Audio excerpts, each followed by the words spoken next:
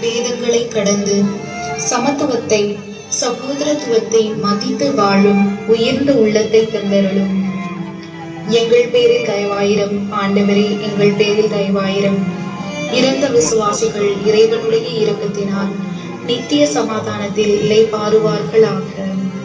நமது பரிசுத்த தந்தையின் கருத்துக்களுக்காக மன்றாடுவோம்.